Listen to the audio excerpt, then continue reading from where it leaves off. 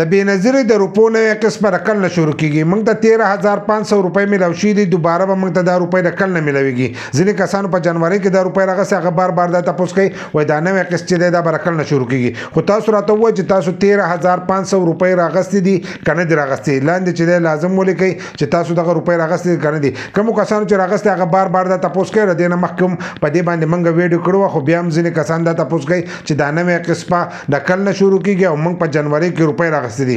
ځینې کسان پکې دا خبره کوي چې موږ ته 15,000 روپۍ میلاو شوي دي، موږ ته به دې ځل دا روپۍ میلاویږي که نه میلاویږي. نو کوم کسان چې بار بار دا تپوس کوي چې موږ 13,500 روپۍ په جنوري کې راغستې دي، نو تا چې کومې 13,500 روپۍ په جنوري کې راغستې دي دا هغه قسط چلیږي.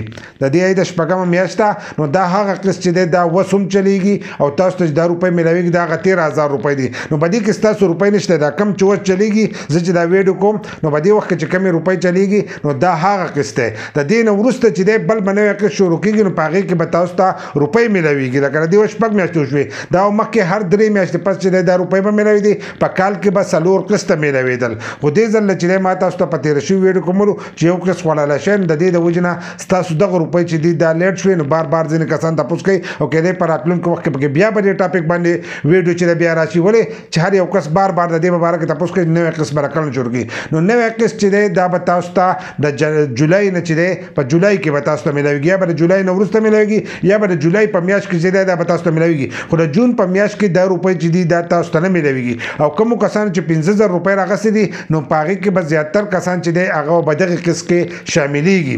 لکه د دې نه ځینې کسان چې دی هغه ایستلي دي او دغه نوي کسان چې دي دا به ورته نه کېږي. اولنی حق چې دی هغه د 5,000 روپو والا دی چې کومو کسانو 5,000 روپۍ راغستې، ځکه چې هغه د دې پروګرام دپاره اهل دي نو هغو ته به دغه روپۍ چې دي دا میلاویږي.